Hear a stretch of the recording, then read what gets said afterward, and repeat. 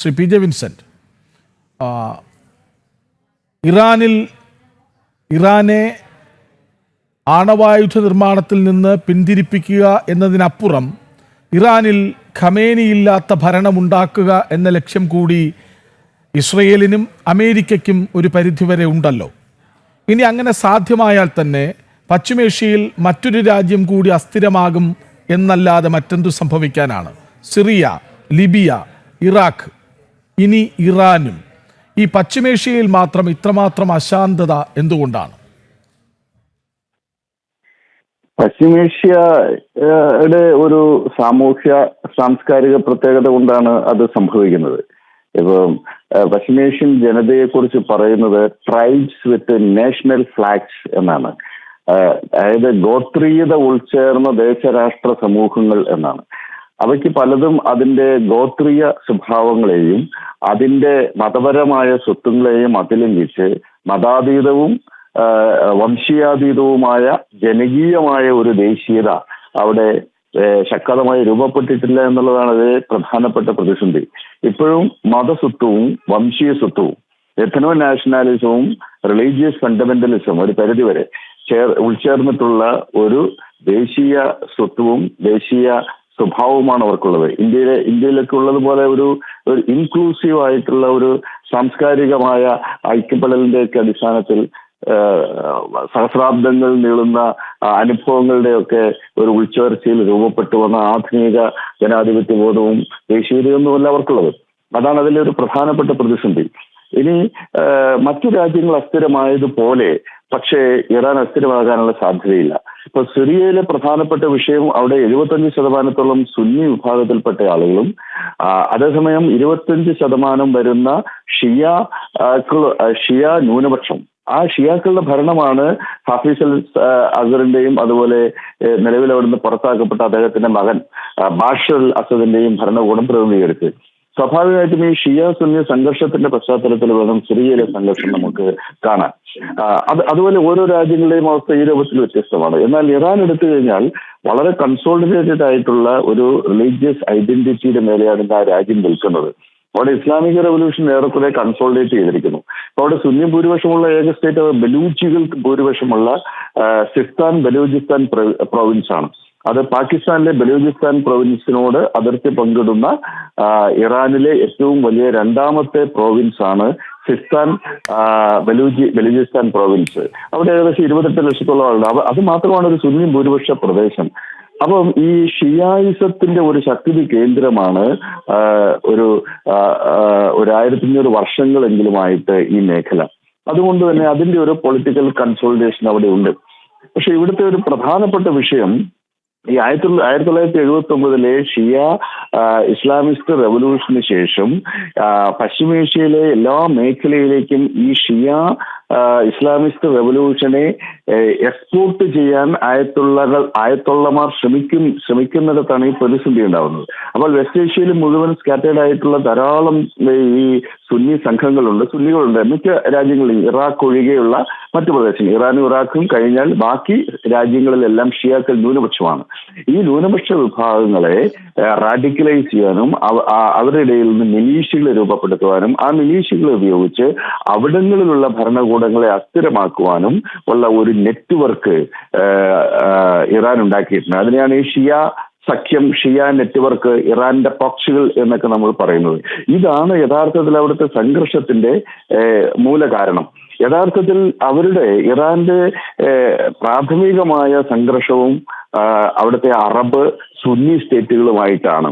അവർ യഥാർത്ഥത്തിൽ ഇസ്ലാമിക ലോകത്തിന്റെ വലിയ പിന്തുണ കിട്ടുന്നതിന് വേണ്ടി കഴിഞ്ഞ 2 ദശാബ്ദക്കാലം ആയിട്ടാണ് അവര് ഫലസ്തീൻ കോസ് വളരെ ശക്തമായി മുന്നോട്ട് വയ്ക്കുകയും ഫലസ്തീനികൾക്ക് വേണ്ടി വാദിക്കുകയും ചെയ്യുന്നത്. അപ്പോൾ ഈ അറബ് സുന്നി ലോകത്തിന്റെ ഒരു പ്രതിസന്ധി ഫലസ്തീനിയൻ വിഷയത്തിൽ ഫലസ്തീനികൾ മഹാഭൂരിപക്ഷം എന്നല്ല, 99%-99%-ലധികവും സുന്നികളാണ്. അപ്പോൾ സുന്നി മുസ്ലിമുകളാണ്, ശക്തമായ അറബ് പാരമ്പര്യമുള്ളവരാണ്. അവരുടെ ഒരു വിഷയത്തിൽ ഒരു ഷിയ രാജ്യം ചാമ്പ്യൻ ആവുന്നു. മാത്രമല്ല ഇറാന്റെ ഒരു പ്രോക്സി ആയിട്ട് തന്നെ ഹമാസും ഫലസ്തീൻ ഇസ്ലാമിക് ജിഹാദെല്ലാം മാറുന്നു. അപ്പോൾ ഈ സംഘർഷത്തിന്റെ പശ്ചാത്തലം വളരെ പ്രധാനപ്പെട്ടതാണ്. പശ്ചിമേഷ്യൻ രാഷ്ട്രീയത്തിൽ പ്രത്യേകിച്ച് ഈ ഇസ്ലാമിക ലോകത്ത് മേൽക്കൈ നേടാൻ ഇറാൻ നടത്തുന്ന തന്ത്രപരമായ നീക്കം അത് ഇസ്ലാമിക വിപ്ലവം കയറ്റിയച്ചും അല്ലാത്ത ഇടങ്ങളിൽ അവരുടെ പ്രോക്സികളെ ഉപയോഗിച്ച് ഇടപെട്ടും മറ്റു സ്ഥലങ്ങളിൽ അവരുടെ തന്ത്രപരമായ സ്വാധീനം പ്രയോഗിച്ചും പശ്ചിമേഷ്യയിലാകെ ഇറാൻ സ്വാധീനം വർദ്ധിപ്പിക്കുന്നു. ഇതാണ് ഒരു സംഘർഷത്തിന്റെ മൂലകാരണം. ഇനി അവിടെ ഒരു ഭരണമാറ്റം മാത്രമാണ് കരണീയമായിട്ടുള്ളത് എന്ന നിലപാടിലേക്ക് ഡൊണാൾഡ് ട്രംപ് എത്തിയിട്ടുണ്ട്. ഇപ്പൊ 2010 ശേഷം ഇറാന്റെ ആണവ നിലയങ്ങൾ തകർക്കാൻ വേണ്ടി ഇസ്രായേൽ ശ്രമിച്ചിരുന്നു. 2012 ഗസയിൽ ഇസ്രായേൽ നടത്തിയിട്ടുള്ള ഒരു സൈനിക നീക്കമുണ്ട്, operation pillar of defence. 2014 operation enduring faith. ഈ ഓപ്പറേഷന്റെ പശ്ചാത്തലത്തിൽ അവിടെ ആക്രമിക്കാൻ ശ്രമിച്ചിരുന്നു. പക്ഷെ അങ്ങയുടെ ഒരു ചോദ്യം കൂടി, ഇനി ഇസ്രായേൽ അടങ്ങുന്നില്ല, ആക്രമിക്കാൻ തന്നെ തീരുമാനിക്കുന്നു, തിരിച്ചടിക്കാൻ ഇറാനുമെങ്കിൽ ഇറാൻ ഉന്നമൊന്ന് മാറ്റിപ്പിടിക്കുമോ? അതായത് US-ന്റെ താവളങ്ങളുള്ള സമീപ രാഷ്ട്രങ്ങളിലേക്ക് കടന്നു ചെല്ലാൻ അവർ ആഗ്രഹിക്കുമോ? അങ്ങനെയെങ്കിൽ കാര്യങ്ങൾ കൈവിട്ടു പോകുമോ? മൂന്നാം ലോകമഹായുദ്ധമോ? മൂന്നാം ലോക മഹായുദ്ധത്തിനുള്ള സാധ്യത തുലവും വിരളമാണ്. മൂന്നാം ലോക മഹായുദ്ധം ഉണ്ടാകണമെങ്കിൽ ഇറാന് വേണ്ടി ചൈനയോ റഷ്യയോ രംഗപ്രവേശനം ചെയ്യണം, അല്ലെങ്കിൽ റഷ്യയും ചൈനയും സംയുക്തമായി ഇറാന് വേണ്ടി രംഗത്തിറങ്ങുകയും നിലവിൽ ഇസ്രായേലിന് വേണ്ടി പാശ്ചാത്യ ശക്തികൾ അണിനിരക്കുകയും ചെയ്യുന്ന ഒരു സാഹചര്യത്തിൽ മാത്രമേ ഒരു മൂന്നാം ലോക മഹായുദ്ധത്തിന്റെ സാധ്യത തെളിഞ്ഞു വരുള്ളൂ. അതിനുള്ള സാധ്യത തുലവും വിരളമാണ്. മാത്രവുമല്ല, ഇറാന്റെ മൂക്കിന് താഴെ അവർക്ക് നേരിട്ട് ആക്രമിക്കാവുന്ന അക്രമ പരിധിക്കകത്താണ് ആ മേഖലയിലെ അമേരിക്കയുടെ ഏറ്റവും വലിയ സൈനിക താവളം ദോഹയിൽ, ഖത്തറിൽ സ്ഥിതി ചെയ്യുന്നത്. അപ്പോൾ അതുപോലെ ഇറാഖിൽ അമേരിക്കൻ സൈനികരുണ്ട്, സൗദി അറേബ്യയിൽ അമേരിക്കയുടെ സൈനിക താവളമുണ്ട്. ഇവിടെ എവിടേക്കെങ്കിലും ഒരു ആക്രമണം ഇറാനോ ഇറാന്റെ പ്രോക്സികളോ നടത്തിയാൽ അത് സമ്പൂർണമായി ഈ യുദ്ധത്തിലേക്ക് യുണൈറ്റഡ് സ്റ്റേറ്റ്സ് ഓഫ് അമേരിക്ക കടന്നു വരുന്നതിലേക്കായിരിക്കും നയിക്കുക. പിന്നെ ഇറാൻ എന്ന് പറയുന്ന രാജ്യം പൂർണ്ണമായും അസ്ഥിരീകരിക്കപ്പെടും എന്ന കാര്യത്തിൽ ഒരു സംശയവുമില്ല. അപ്പൊ ഇസ്രായേലും അതാണ് ആഗ്രഹിക്കുന്നത്. ഇസ്രായേലിന് ഒറ്റയ്ക്ക് വ്യോമാക്രമണം നടത്താൻ സാധിക്കും. വ്യോമ മേഖലയിലുള്ള അവരുടെ അപ്രരോധ്യമായ ശക്തി ഉപയോഗിച്ച് വലിയ നാശനഷ്ടങ്ങൾ ഉണ്ടാക്കാൻ സാധിക്കും. പക്ഷേ ഇറാനെ തോൽപ്പിക്കണമെങ്കിൽ അവിടെ അമേരിക്കയും പാശ്ചാത്യ ശക്തികളും യുദ്ധത്തിനിറങ്ങണം. അപ്പൊ അത്തരമൊരു സാഹചര്യം തന്ത്രപരമായി ഒഴിവാക്കാനായിരിക്കും ഇറാൻ ശ്രമിക്കുക. അവര് അമേരിക്കൻ താല്പര്യങ്ങളെയോ അമേരിക്കൻ ലക്ഷ്യങ്ങളെയോ വിശിഷ്യ അമേരിക്കയുടെ സൈനിക താവളങ്ങളെയോ ആക്രമിക്കാനുള്ള സാധ്യത കുറവാണ്. അങ്ങനെ ആക്രമിച്ചു കഴിഞ്ഞാൽ സ്വാഭാവികമായിട്ടും ഈ ഗൾഫ് മേഖലയിൽ അമേരിക്കയ്ക്ക് സൈനിക താവളങ്ങളുണ്ട്, അമേരിക്കയ്ക്ക് വലിയ ഇൻഫ്രാസ്ട്രക്ചർ ഉണ്ട്. അവിടെ യുദ്ധം നടത്താൻ വേണ്ടിയിട്ടുള്ള സൈനിക താവളങ്ങളും വ്യോമതാവളങ്ങളൊക്കെ ആയിട്ട് വ്യോമ പ്രതിരോധം ഒന്നുമില്ലാതെ നിൽക്കുന്ന ഒരു രാജ്യമാണ് ഇറാൻ. അപ്പോൾ വളരെ പെട്ടെന്ന് തന്നെ ആ രാജ്യത്തിന് അടിയറവ് പറയേണ്ടി വരും. അത്തരം ഒരു അബദ്ധത്തിലേക്ക് ഇറാൻ പോകില്ല. അതേസമയം അവരുടെ പ്രോക്സികൾ ഉപയോഗിച്ചിട്ട് നിരന്തരമായി സംഘർഷം ഉണ്ടാക്കാൻ, സ്കിർമിഷസ് ഉണ്ടാക്കാൻ. ശരി, അങ്ങയോട് ഒരുപാട് ചോദ്യങ്ങൾ ചോദിക്കണമെന്നുണ്ടായിരുന്നു, പക്ഷേ ചർച്ചയുടെ അവസാന ഘട്ടത്തിലാണല്ലോ കിട്ടിയത്. നന്ദി ശ്രീ PJ വിൻസെന്റ്.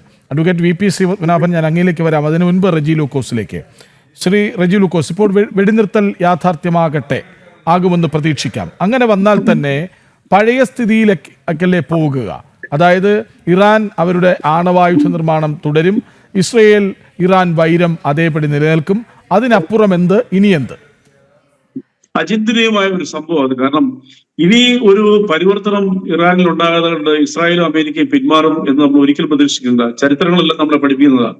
മറ്റൊരു രസകരമായ വസ്തുതയും കൂടി ചർച്ച പങ്കുവയ്ക്കാൻ ഞാൻ ആഗ്രഹിക്കുക. അതായത് നമ്മൾ അധികം ചർച്ച ചെയ്യപ്പെടാത്തതും എന്നാൽ വെസ്റ്റേൺ രാജ്യങ്ങളിൽ നമ്മുടെ പല മീഡിയകളിലും വാർത്തകൾ വന്നൊരു വസ്തുതയുണ്ട്. അതായത് ഇറാനിൽ വ്യാപകമായിട്ട് ഇവാഞ്ചലൈസേഷൻ നടക്കുന്നുണ്ട്. അത് ചൈനീസ് പാസ്റ്റർമാരാണ്, ചൈനയുടെ ആ ബോർഡറാണല്ലോ, അവിടെ കയറി ഇവാഞ്ചലൈസേഷൻ നടത്തുന്നത്. രഹസ്യമായിട്ട് അവർ അവിടുത്തെ പ്രാർത്ഥനകളിൽ പങ്കെടുക്കുന്നു.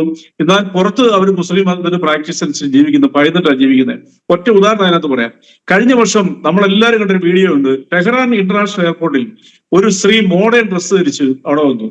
ഒരു ഇറാനിയൻ ലേഡി. അപ്പോൾ അവിടെ ഇരുന്നൊരു വേഷധാരിയായ ഒരു പ്രായം ചെന്ന ആള് ഈ വസ്ത്രത്തെ ചോദ്യം ചെയ്തപ്പോൾ അവർ അയക്കിട്ട് കരണക്കുട്ടിയിട്ട് അടിച്ചിട്ട് പറഞ്ഞെന്നാ അറിയോ, ഞാനൊരു ക്രിസ്ത്യനാണ്, ഇറാനിൽ ജീവിക്കുന്ന ആളാണ്, അപ്പൊ അവരത് ഒരു ഇന്റർനാഷണൽ എയർപോർട്ടിൽ യാത്രയ്ക്ക് പോവാ എന്നും പറഞ്ഞ് അവർ തല്ലി ബേളം ഉണ്ടാക്കിയപ്പോൾ ഇറാൻ പോലീസ് അത് കണ്ടോണ്ട് വന്നിട്ട് അവരെ ഒന്നും ചെയ്തില്ല, അവരെ പോകാൻ അനുവദിച്ചു. അതിന്റെ കാരണം എന്താ അറിയോ? അവിടെ വലിയ രീതിയിലുള്ളൊരു മാറ്റം സംഭവിച്ചുകൊണ്ടിരിക്കുക അടിയൊഴുക്കുകളിൽ. അതും ഇതിനൊരു വലിയ കാരണമായിട്ട് ഞാൻ കണക്ക് കൂട്ടുന്നു. ഒരുപക്ഷെ 100% കാരണമായിരിക്കില്ലെങ്കിലും ഇത് അവിടെ നടക്കുന്ന ഒരു നിശബ്ദ വിപ്ലവമാണ്. അതുകൊണ്ട് ഒരു കാരണവശാലും അവിടെ ഖമനേനിയുടെ ഭരണം ഇനി തുടരാനായിട്ട് ഇസ്രായേൽ അനുവദിക്കുന്നില്ല, അത് അമേരിക്കയും സമ്മതിക്കത്തില്ല. അത് ഒരു പരിധി വരെ മുസ്ലിം രാജ്യങ്ങളും ഇപ്പുറത്തുള്ള ഗൾഫ് രാജ്യങ്ങളും അതിനെ പിന്തുണയ്ക്കും. കാരണം ഇറാൻ അവർക്ക് ഒരു ഭീഷണി. നേരത്തെ വിൻസെന്റാനോട് ചോദിച്ചതിനോട് ഒരു മറുപടി ഞാനോട് പറയാം. അതായത് അവര് മറ്റൊരു ഗൾഫ് രാജ്യങ്ങളെ ആക്രമിക്കാനുള്ള സാധ്യതയുണ്ട്. കാരണം അവർ 2 ആഴ്ച മുമ്പ് പറഞ്ഞു, ഞങ്ങളെ ദ്രോഹിച്ചിട്ടുണ്ടെങ്കിൽ യൂറോപ്പിൽ ഞങ്ങൾ മിസൈൽ ഇടും, ഗൾഫ് രാജ്യങ്ങളിലും ഞങ്ങളെ സഹായിക്കാത്ത, ഞങ്ങൾക്ക് സപ്പോർട്ട് ചെയ്യാത്ത ഗൾഫ് രാജ്യങ്ങളിൽ ഇടുമെന്ന് പറഞ്ഞു. അവിടെ മിസൈലുകൾ ഇടുമെന്നുള്ള ഒരു ഭീഷണിയുടെ പുറത്താണ് ട്രംപ് പറഞ്ഞത് ഇറാനിൽ നിന്നും മറ്റ് ഗൾഫ് രാജ്യങ്ങളിൽ നിന്നുള്ള അത്യാവശ്യം ഒഴിച്ചിട്ടുള്ള ആളുകളെല്ലാം പട്ടാളക്കാർ അവിടെ നിർത്തിയിട്ട് ബാക്കി എല്ലാവരും അവിടുന്ന് പിന്മാറാൻ പറഞ്ഞു അമേരിക്കയിലേക്ക്. പക്ഷെ ഒരു കാര്യം ഉറപ്പാണ്, 50,000 സൈനികര് വിവിധ താവളങ്ങളിലായി അമേരിക്ക ഗൾഫ് രാജ്യങ്ങളിലുണ്ട്. 50,000 ഉണ്ട്. സമയപരിമിതി ഉള്ളതുകൊണ്ട് ഇടപെടുന്നു. ഒറ്റ ചോദ്യം കൊണ്ട് അഡ്വക്കേറ്റ് വി പി ശ്രീപത്മനാഭൻ, നയതന്ത്ര ചർച്ചയിലൂടെ പരിഹാരം, അതാണ് ഇന്ത്യ മുന്നോട്ട് വയ്ക്കുന്നത്. അതിന് പിന്നിലെന്ത്? അല്ല, അതെന്താ പ്രശ്നം? ഈ നമ്മൾക്ക് ആ സ്റ്റാൻഡ് എടുക്കാനുള്ള ഒരു അധികാരമുണ്ട്, അല്ലെ അവകാശമുണ്ട്. കാരണം ഇറാന്റെ അടുത്ത് നിന്ന് ഇപ്പോഴും എണ്ണ വാങ്ങാൻ തയ്യാറായി അമേരിക്കയുടെ എന്താ പറയാ പാശ്ചാത്യ രാജ്യങ്ങളുടെയൊക്കെ എതിർപ്പ് മറികടന്നിട്ട് എണ്ണ വാങ്ങുന്നത് നമ്മൾ മാത്രമാണ്. റഷ്യയിൽ നിന്ന് ഈ എല്ലാവരുടെയും എതിർപ്പ് അവഗണിച്ചിട്ടും എണ്ണ വാങ്ങുന്നത് നമ്മൾ മാത്രമാണ്. ആരാണ് ഈ ഇറാന്റെ കൂടെ ഉള്ളത്? ആരുമില്ല. എല്ലാവരും അമേരിക്കയെ പേടിച്ച് അമേരിക്കയുടെ പുസ്തകത്തിന് നല്ല കുട്ടിയാവാൻ വേണ്ടി മിണ്ടാതിരിക്കുകയാണ്. സത്യത്തിൽ ഇതൊരു സത്യമാണ്. ഇവരിങ്ങനെ യുദ്ധം ചെയ്തിട്ട് ആർക്കും ഒരു ഗുണം ഉണ്ടാവാൻ പോകുന്നില്ല. മാത്രമല്ല ലോകത്ത് വലിയ നഷ്ടം സംഭവിക്കാൻ പോവാണ്. അതുകൊണ്ട് ഇത് ചർച്ച ചെയ്ത് പരിഹരിക്കണം. ഒരു ഒത്തുതീർപ്പിൽ ഇറാനും ഇസ്രായേലും എത്തിച്ചേരണം എന്ന് ഇവരുടെ മുഖത്ത് നോക്കി പറയാൻ നമുക്കല്ലാണ്ട് ആർക്കാ സാധിക്കുക? നമ്മളൊരു പക്ഷവും പിടിക്കാതെ നമ്മള് ഒരു സമാധാനത്തിന്റെ പക്ഷത്ത് നിൽക്കുന്നത് കൊണ്ടാണ് നമുക്കത് പറയാൻ സാധിക്കുന്നത്.